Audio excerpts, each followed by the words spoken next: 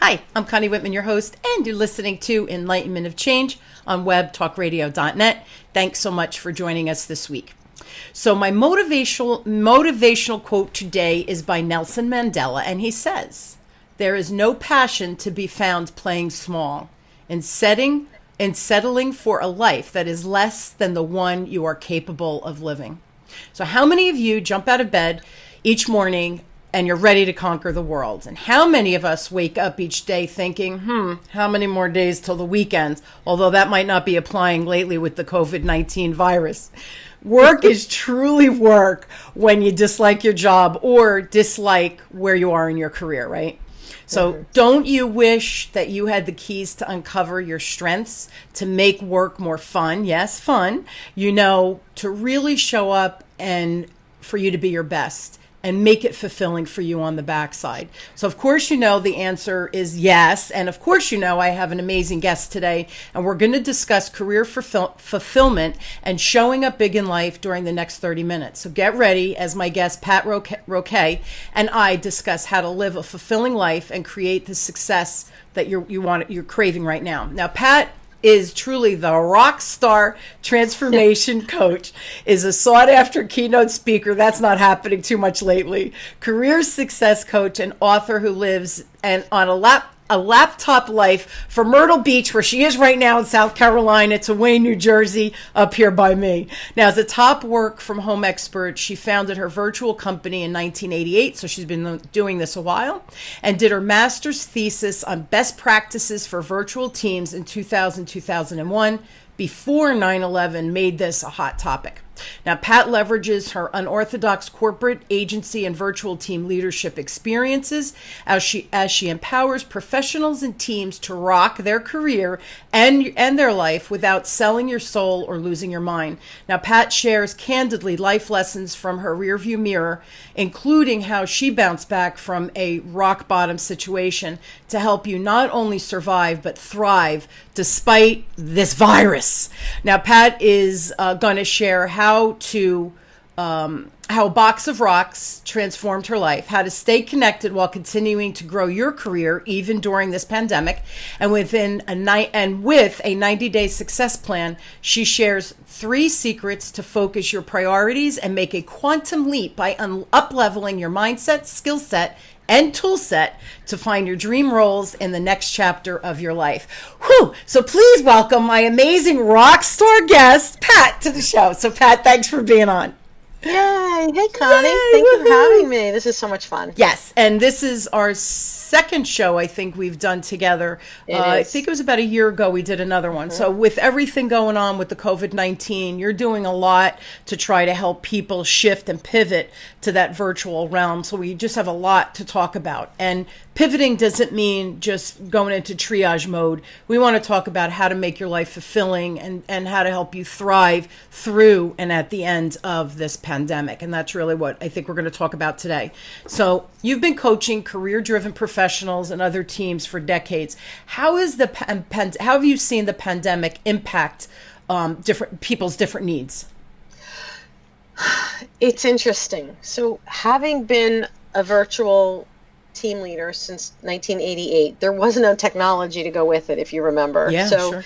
That version of virtual was clients would try to hire me to be the head of their marketing department. And instead of taking a job and being in a chair, I would talk my way into being on a retainer and having the obligation and the outcomes, and the productivity and the cadence with them, but be able to come and go as I please. Right? So, but there was not a ton of the technology. We're back in the days, remember AOL login, sign up? The dial-in, right? It would make that funny sound. Waiting for that noise, the grinding noise. So that has obviously evolved. And then when 9/11 came, the world changed again. But now I live in northern New Jersey. We lost friends in town. We watched the smoke come up from the ashes. We still now have friends who've either passed or ill. But as much as it scared everyone, they still were able to get to their food and get gas and be with their family. They could huddle together and get through it. And so in this one, what's the one thing I've been trying to help people convince their bosses to let them work from home I've got so many great tools and articles and downloads and tip sheets and all those things. And now it's almost a joke because it came thrust on everyone. And so it's one of those weird moments where we got what we asked for in a lot of ways, except we got it so exponentially. So it's not just a matter of I've worked from home for 30 years. I'm really good at it. I have all the tools. I have the beautiful lighting so that my face is properly lit and all those beautiful things. But now my husband's working from home in the same space. My daughter's here in the same space. My son is a news director down here in Myrtle Beach. So he's the only one that gets to leave. He's an essential worker and gets to leave. So individuals are having to figure out the new normal. They're scared for their health. They're scared for their family's health. They're hunkering in together. We're wearing masks and gloves. We're not allowed to see our neighbors. We're not allowed to see our parents. We've lost, my mom is 89 and we've lost her best man from her wedding, my aunt, my uncle. We've had about 6 or 7 passing in the last couple of weeks. And then her dog died in the middle of it. We lost my mother-in-law. We couldn't bury her together. So we had to have that done without us. And we'll have a memorial later on. I mean, crazy things. You don't even get to mourn properly, never mind live properly. You don't get to hug your loved ones. So we're breaking ourselves down to the very, very core of our being and being as close-knit can be. And so we went from one extreme of being disconnected from our why and all over the place and running in different directions and who's on their phone here and who's there, to now being forced into maybe smaller quarters. Like I'm at my beach house, so I'm in a little 3-bedroom. I don't have multiple floors and multiple places to get away.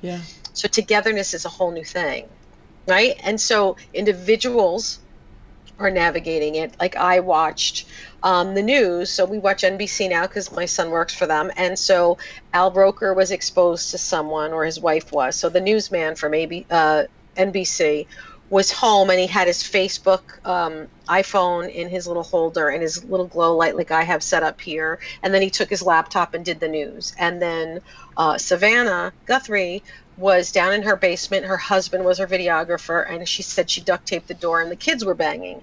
So even the experts leading from the front are having to do the same things we're doing. And figure out, how do I still get my job done? Right? So it's us as individuals, us as family quarterbacks, us as team players, us as team leaders. And it's a lot of moving parts. And to back up, here's the scary part.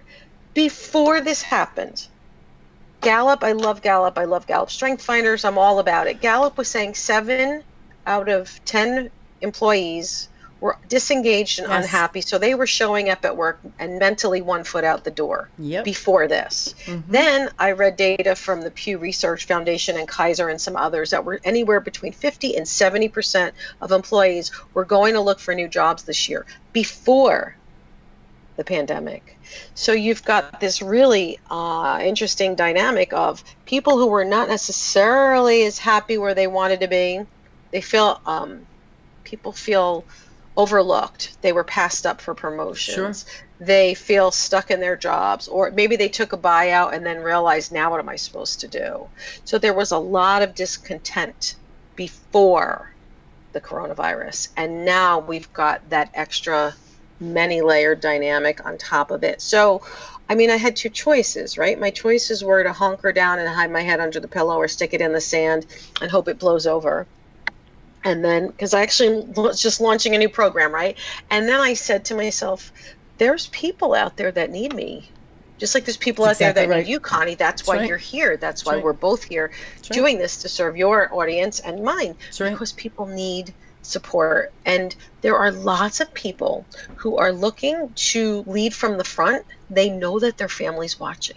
Their kids are watching, their community's watching, their clients are watching, their colleagues are watching. So I felt mostly compelled to lead from the front and be that shining example and help people not only survive, but thrive, because this will pass. And there will be a new normal that's not what we thought it was going to be even 6 months ago or 3 months ago. And the reality is we can't even predict what that new normal is going to look like, right? None of us know, because it's unprecedented, just like 9/11 was unprecedented, and the outcome from that, right? Terrorism is part of our everyday life. What's going to be that new normal for us? Why do you think, and even pre-COVID, let's talk, why is finding a career that's fulfilling so elusive, and yet as humans it's kind of an important component of who we are? Why is that so elusive to everybody? Well, some people were brought up that, a job and a paycheck are in this category. They belong here. This is my obligation. So I'm going to show up and do what I need to do to keep rent and food and all those things. Yeah. And then this is my life. But if you think about it, the average full-time working employee spends much of their waking hours working. Sure. Right? Sure. We have very little of the other spare time. So I always felt, why be miserable? Why not work in your zone of genius? I had this business since 1988. So I spent 20 years as a virtual VP of marketing and publicist and all the promotion, connecting people and brands, helping brands shine and find the right people, right? And then at 40, I got my master's and I worked in the pharmaceutical industry and such. And I never was so successful and kicked in the teeth often at the same time. It's where I had more smart, brilliant, go-giver, big-hearted, successful people who cared about the environment, each other, people's health. They were very much about the mission and the purpose, and yet it was a brutal industry. So, for example, I worked, Roche was my client up in New Jersey, and I started with one little brand, and I grew it to 8. I had a whole book of business. It was thriving. And when they merged, WebMD took my book of business and just handed it to someone. I went from zero to hero to zero. No fault of my own. No. How do you bounce back from things like that? Yeah. So I've had to be resilient. And the last time I lost my full-time job, my last full-time job was at age 50, and I was in the middle of menopause. Shitstorm mess. Ugly, snot crying in church and ShopRite. Just bad. You met someone or maybe in there yourself. Yeah. And I got the phone call that it all went away. We lost our funding. So like what's happening to a lot of people now, I had that defining moment of I was making buckets of money. People identified with their job often. Yep. They are their career. They are their job. And now when you don't have one, it's, well, who am I? What am I worth? And I feel like a loser. How did you go from winner to loser in a day? You're not. You're a winner. It's just a matter of your avocation. So when I hit rock bottom and realized, I started taking antidepressants to feel better, and they gave me suicidal thoughts. And I said out loud one day, I should just throw myself off a freaking bridge and no one would care. Connie, I said the words out loud. That's scary. And I meant it. And I was like, oh, I knew that wasn't right. Yeah. And I knew that wasn't me. But I realized I had to do something drastic. And so life started to change. And as I started to crawl out from the bottom of the well, you feel like you're at the bottom of the well, ripping your nails off, right? Sure. My best friend gave me that box of rocks. I know I told you the story once before, but I'll repeat it for the sake of new listeners, right? And so she gave me a box of 50 rocks, painted them gold, and it said 50 rocks, and so do you. And it said, I'm weird, I'm tall, I'm funny, generous, supportive. And I started blogging on LinkedIn, one rock at a time. What does it mean? What does it mean? That's the moment I realized that you deserve to live your best life and work in your zone of genius. And if you can pay attention to that, life will be so much better. Because what I did for 2 years, I cried and cried and cried. And I kept applying for jobs like I had before. And I'd get right to the end and I'd get offered the job or be the number 1 or number 2 candidate. And then I would tank the offer or walk away. Now, thinking back, I'm like, those HR people must have hated me. But wasn't a match.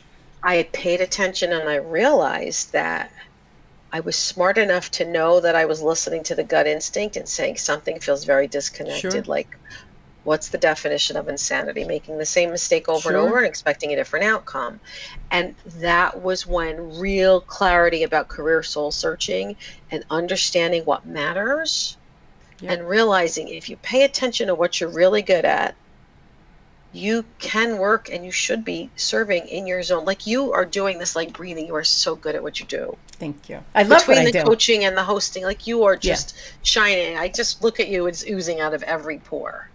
It's what I'm meant to do. It's what I'm meant to do. Yes. And to teach. Yep, that's true. And you know that. I know that. Yes, that's true. So you are a beacon of light. You're leading from the front and it's oozing out of your pores. And people love you for that and feel that and want to be around you and want to listen intently and follow. Yep. Because you're living your truth. It's true. And when you're a crabby ass bastard complaining and you're just like, I can go do this, and you do the job and then you come back, it's so disingenuous. And, you know, that's when people come home and they're crabby to their family. They feel like they're kicking the dog. I mean, not literally, but that proverbial, sure. You know, you take your frustrations out and it permeates everything else. So why not figure out your sweet spot and go and your blind spot and pay attention there? Yeah. And it's funny because I think what's going on with the virus now, the level of frustration that people were feeling they're now even more exponentially dissatisfied. I'm going to say maybe not, because we're doing things so differently than we did. So if people felt, oh my goodness, I was doing so much before, now they want me to do all of these additional things because we don't know what we're doing, right? There's no clear line of what the next step is in a lot of situations. A lot of organizations are trying to figure out that didn't have any remote workers, for examples, right? No cameras on their computers. What do we do now? So I think everybody's overwhelmed. And I think that people are listening saying, yeah, all this sounds great, guys. How the heck do you find your joy, right? Your bliss, whatever you want to call it, when the sky is literally falling? And what advice do you give to your clients that come to you and saying, I just don't know what to do? What's advice that has really lasted through the ages for you? So it's a great question, and it's an important question. So here's the process that I came up with. So this is everything I did for myself. Okay. And then I realized, it worked, and other people are having the same problem. Absolutely. So maybe, right? First was getting clear on what mattered. I actually built a tool, and I'll actually share it with your readers, your audience, if you want. It's a career soul searching assessment. I started writing down where I felt like I was fulfilled and nailing it, and where I felt like I was missing the mark and continually frustrated. What do you want your legacy to be? If time and money were no object and somebody didn't even pay you to do it, you'd still do what you're doing because it's your mission. Yep, definitely. It's my jam. Inside out. Yep. Totally. Yep. Right? So how do people get real and clear on those things? I had a coach help me with perspective, because you can't, if you've ever gotten married or had a prom moment, you or someone you know, someone has to stand 20 feet away from you and tell you if your butt looks big in the dress. True? Yeah, absolutely. You can't see things on yourself. Absolutely. So I had help of a coach, and I did some strength assessment work and realized my top innate talent, the things I do, like breathing. And I think that most people think they know what they're good at, but they actually misguess on a lot of it. So, or they talk about the really tactical pieces of their talent, the tactical skills. I'm good at this application or this software or this tactical thing. And understanding your strengths are things like, ready?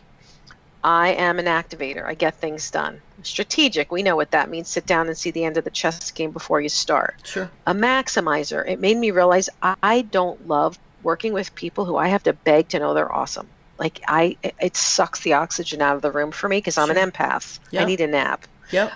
Or a shower right after. One of the two. But it really brings me down the rabbit hole with them. It does. So people that know they're awesome and just need to tweak and refine and find their way again. Individualization. So build the system and the tracks to run on, but make sure every single person who comes in touch with you feels better and takes away, right? They feel like they've learned something, they've grown in some manner or fashion, right? They feel better for having known you, even if it's for an hour. Agree. Or half an hour. Agree. And then the last one's positivity. So my glass is not only half full, but grateful every day for the glass. Absolutely. Now, I would not, when I read them, I got goosebumps, and I called back the coach, because you do the test by yourself and then you coach, right? And I called her and I'm like, I have goosebumps. The hair on my arms is standing on edge. This is so creepy. I feel like somebody was spying on me. when I did the test. And I never would have used the words they used to describe myself at all, which is also a blessing. And she said, that's because it's you. It's really good at helping you see how you show up in the universe when nobody's watching. Sure. Right? And that's the moments where, if you look at all your thank yous, why do people thank you? What do they tell you? That if you look at your LinkedIn recommendations or your thank you notes, what are the things you hear over and over again? I'm sure there's patterns. We all have them. And a lot of times we get thanked for things that we do, like breathing. And you're like, oh, I'll say, Connie, this was the best interview. Thank you so much. And you're like, oh, no problem. It was fun. Yeah, it was fun. But you're freaking amazing at it. You don't realize. So unless you've gone and been a guest on someone else's and it's not that polished and good, right? You don't even appreciate how good you are at it because it is so ingrained and just so easy and natural for you. And that is such a good point, Pat, because I think people don't realize, because they're good at something and it comes like breathing, they don't realize that it's a superpower, right? They don't realize that it's a gift, and they think because they do it without thinking that, well, everybody can do that, right? No, everybody can't do that. It's funny, as you were talking, I was thinking of an exercise I do in one of my classes where I make everybody write their value statement, their 30-second commercial, whatever you want to call it. And as they go around, they'll say this, I'm friendly, I'm organized, I'm blah, blah, blah, blah, blah, right? And then I listen, and then I say, okay, I have comments. Of course, I always have comments, right? And I'll edit it, not redo it for them, but I'll say, you missed such a key factor.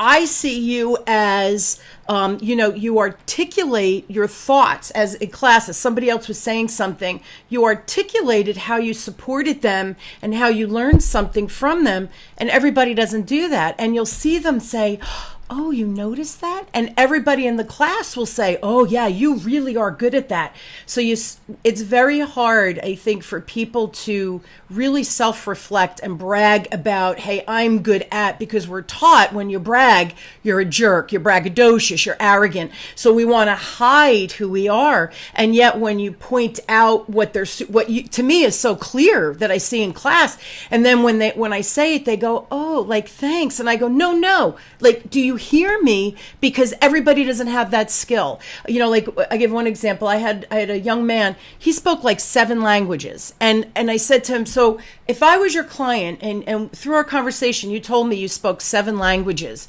a couple of things are going on in my head. Holy crap, I just about speak English correctly, right? 7 languages, that's exemplary, and you must be a super intelligent dude to be able to learn and be able to write and speak 7 languages. So just by you saying to me you speak, not just entry level, but proficient in 7 languages, I'm stepping back and thinking, I want to get to know this person better. That's brilliant, right? People don't realize it because it's just me, right? And it's not just you. Everybody doesn't have the same superpowers. So that was just such a great example going through the test you took, that your coach, that you, literally the words that were chosen, you never would have chosen yourself. But when you looked at him, did you feel like, oh, yeah, I do that. Oh, yeah, I'm good at it. Did you realize that you do have those superpowers? I did, and it made me realize why, even as I was developing programs, like as a career coach, I'm a top recommended coach on LinkedIn. They send me dozens and dozens and dozens of people every day. That's wonderful. Right? So, and it's awesome, but I get to read firsthand what people are asking, where their head's at. And if I tell you, it makes me sad sometimes because the way the questions are set up, a lot of them will feel like I just want a fast, cheap resume and that's going to land me my new life. And they're so misguided. Yeah. Or they have such a negative attitude, and it breaks my heart because if they realize the genius within them, it might mean that they're not applying it in the right place now. But if they can take inventory, right? So the first part is mindset, setting that career GPS, understanding what matters and what you want to aim toward, what you're meant to be. And then the second part is skill set. It's now taking an inventory and connecting the dots from your past to your future self, right? Are there things you can be working on? So this time of reflection, this isolation, I don't think of it as isolation. I don't either. I have to tell you, It's not, I wish that people were not sick. I wish we were not in this place. All those things, yes. This is not an insensitive comment, but I'm so grateful. Yeah, me too. Because it's forcing me to sit and focus and be still. Yeah. I have dinner with my family 8:15 every night.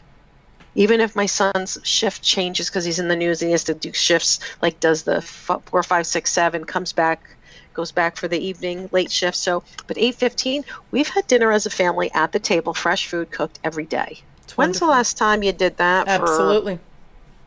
Absolutely. Once a week, twice a week, maybe not even, because we live in different parts of the state, different, Sure. states. It's so I'm grateful for all of that. So taking inventory, figuring out how to connect the dots, and if you wanted to work on some of the skills that you're looking for, you've identified a dream role. Now, what are the things I can be doing? There's so many free and low cost things. I just kicked off a 90-day accelerator program to get people to sit and do an inventory of professional development, every piece going through. But then the last part is tool set. Where do you tell that story? How do you introduce yourself? Are you using Zoom? Are you using LinkedIn? How are you communicating? What does your profile say about you? It's not supposed to be your resume. It's supposed to be your future casting and keyword, keyword searchable, so people looking for that new version of you can find you. And so there's a lot of joy to be had in the process. Yeah. And it's amazing watching people's faces go from frown to thrilled. Yeah. Because they get a lot of aha moments, because all of a sudden things make sense. It's like, that's why I get frustrated at this moment, and it's happened more than a couple of times. Yeah. That to me was the aha moment, because it made me realize, because all your strengths have a sweet spot and a blind spot. Yeah, exactly what I was going to say. Right? Yeah. So there's a best of me, and this is where those strengths come in really handy.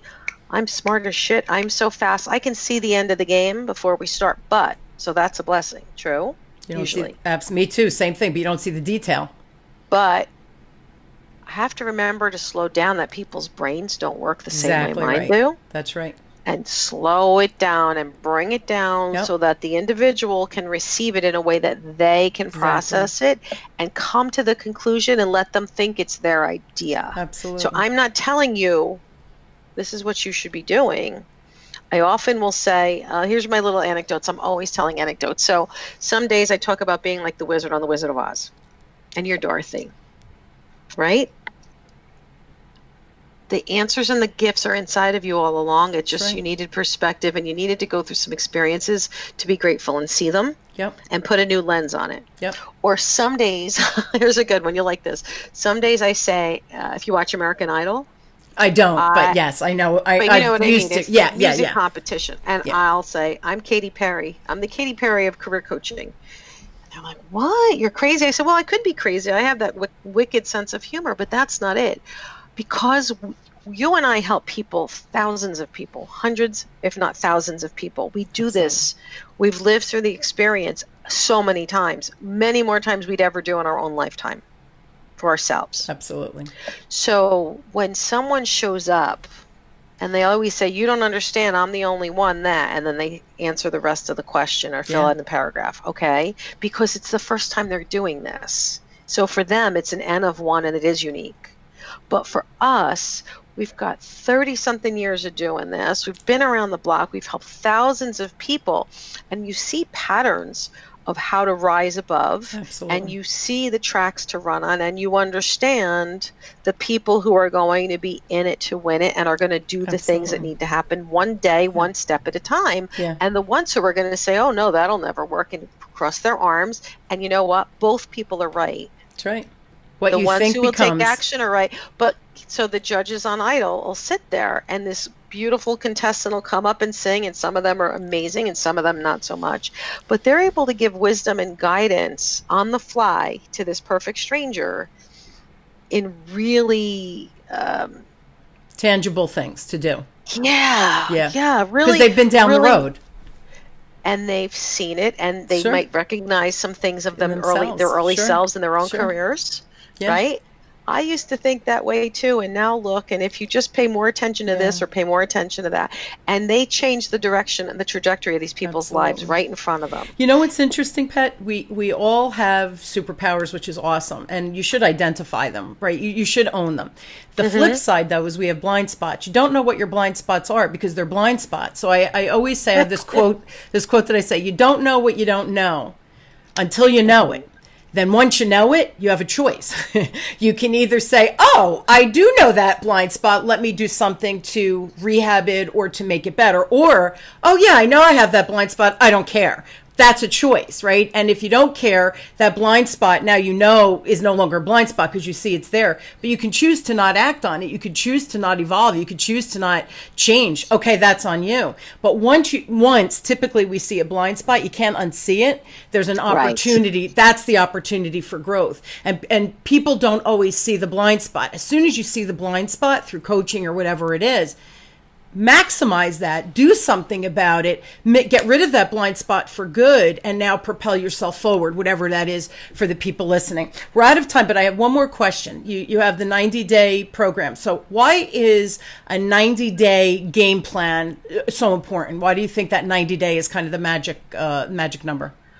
Well, they say that it takes 90 days to change a habit, to really make some lasting impact. Yep. When I had my own meltdown, I couldn't see, if you asked me what I wanted 5 or 10 years, I couldn't handle it. I couldn't see it. That blew me out of the water. That was too overwhelming. Sure. So when I thought about what happens a year from now, when the spring, when the flowers are just coming out, and right now, just getting people to say, how do you want to feel around 4th of July or whatever your 90-day projection from whenever they're listening is. So if you can take it into bite-sized chunks, I like to reverse engineer. You start with the end in mind. So if someone's talking now and 90 days happens to be whenever, even if they start in September and 90 days is waiting when the leaves are falling off and right after Thanksgiving, right?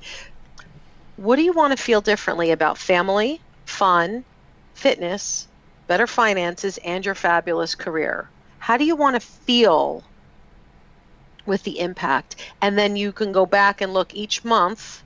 So in other words, if your family's going to be, now everything's upside down. Everything's upside down. On a normal year, you would be saying, okay, there's going to be spring breaks and family vacations and all the holidays would be coming up, right? So I'd say, don't act like it's not going to happen. It happens every year. Right. And your college kids will come home and the youngins will be out. Everybody wants your attention. Everybody expects you to drop everything. So I wouldn't necessarily plan some of my most productive head down kinds of moments and work product because you know it's coming. Absolutely. So weave in the things that matter as you're planning your schedule. Right now we're in that weird stage of we don't know what our schedule is. So you know what? This is a great time to hunker down and get stuff done. Yes. Or to help your kids learn to be different people. One of my girlfriends has younger kids than mine, and she's like, my kids learned to do the dishes. My kids each picked up a musical instrument, even if it's a kazoo, just to understand that there's other things than just work. Yes. One of them took their outside toys and he was riding around on his tractor and he realized it's a really comfortable place to read his book. So he's sitting outside on the deck. He's in one of those little tractor-y things and he's got a book and he's propped up and happier than a clam. It's beautiful. Because nobody's saying that that's the wrong way Absolutely. To learn. But the kid's loving reading. Yes. Who knew? Yes. And be outside. Wonderful, right? Being with the earth. Right, we were saying the kids are all plugged into electronics and now they're not. So all of those kinds of things. So putting me time, putting yourself on the calendar, putting your family on the calendar, planning your schedules, looking at making sure you're giving yourself some balance, no matter how crazy and unpredictable it is. But 90 days can really make a difference.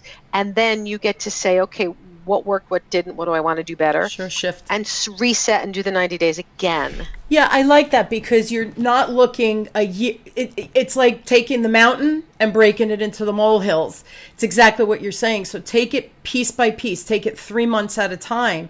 That's 4 pivots or 4 changes or 4 growth potentials within a 1-year time frame. And even if you move forward and think, oh, I don't want to do this. I don't like this. Okay, but you know you don't like that now. Now you can shift and pivot for the next 3 months. It's not about getting it right. It's about moving. It's about growing yourself and whatever that means. I want to give your website information, and I know you have a free offer for everybody listening. First, if you'd like, Pat's got a ton of resources on her website. So go to rockonsuccess.com and then /academy, or is there something else? /something else? Just go to rockonsuccess.com. Okay.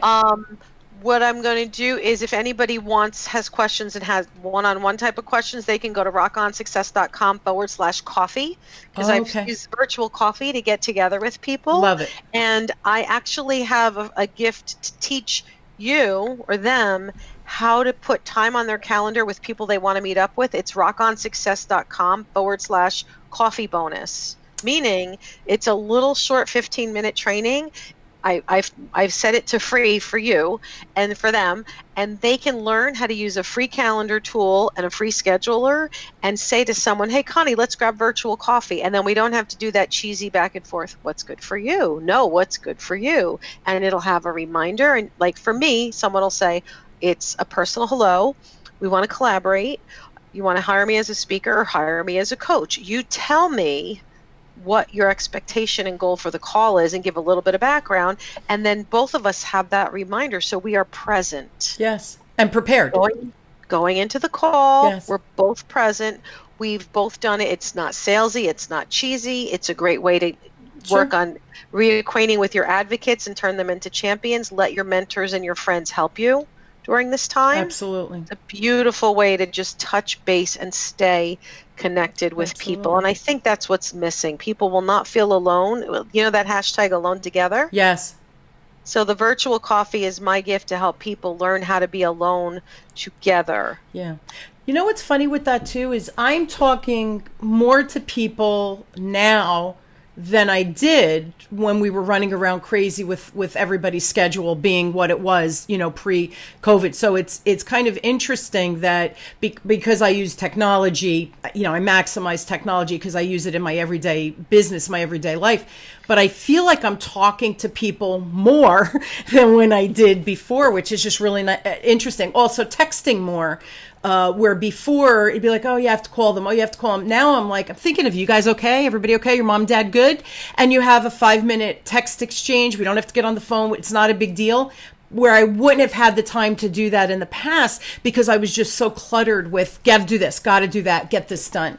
So everyone listening, I will post both rockonsuccess.com, the website, so you could go and check out all the cool things Pat's doing. And I will also put on rockonsuccess.com/coffee bonus for you to check out the things that Pat was just talking about. If you need to reach me, guys, my personal email, send to me. Of course, I read them myself. I don't have someone do that. It's Connie@whitmanassociates.com. Check out my new website. It's whitmanassociates.com. The website address hasn't changed, but I'm creating a whole resource page and a bunch of free stuff for everybody, including your free communication style assessment, which that link will be on the resource hub within my website. It checks out, like Pat, you were talking about the Gallup, he has that test that you take that I've done that too. My partner and I, we've created our own communication style assessment. So check it out. It gives you a little report. You learn about your blind spots and you learn about your super strengths, whether you think you have them or not, you do. And we kind of tell you that in the report. Pat, as always, thank you for being on. Thank you so much for sharing just your expertise, your thrive to epic fail, to thrive to epic fail. Life is a journey, and you can't be on the high every day of your life. That's not realistic. And if that's what you think, you're crazy, because we've all had, it's the ebbs and flows. I call it the ebbs and flows in life. Absolutely. Me too. Yes. Yeah. And we want it. The thing is, and I think, Pat, you and I are all about ebbs and flows happen. The highs and lows happen. That's life. That's the journey. If we can expand the flow upward to be a wider curve, and then when you go down to be a real quick blip, and then you're back up on that wider curve. I think that's what you and I try to do for people, is to maximize their strengths, put them to work, and how to minimize those blind spots, accept them and minimize them. Go ahead. You wanted to comment. Here's the one thing I wanted to say really quick before I forget. The one gift that was my big aha moment was that you're not supposed to be great at everything. Your collective team needs to be. That's exactly right. So it gives us that moment to forgive ourselves for the things that we're not so great at. That's right. And to just surround ourselves with other people. Then we have the joy of collaboration. Absolutely. And it's a shared win. Yeah. And so to me, that was one of the most exciting ahas, because I kept feeling like I had to be all the things. And none of us are. And when you're okay with that and just surround yourself with other awesome people, doesn't that make the whole journey so much better? I think that's a lot of the spirit of how we try to help people. I agree. And it was funny. Recently, someone said to me, Con, are all your friends like you? So I had never been asked that before, my personal friends. And I said, well, let me think about that. So I started thinking of my different friends. And I said to the person, this is interesting. I've never Thought about it. No. None of them are like me. And I said, because I crave those that are different than me, because I have blind spots. So if I have people with different strengths around me, I'm one to stop.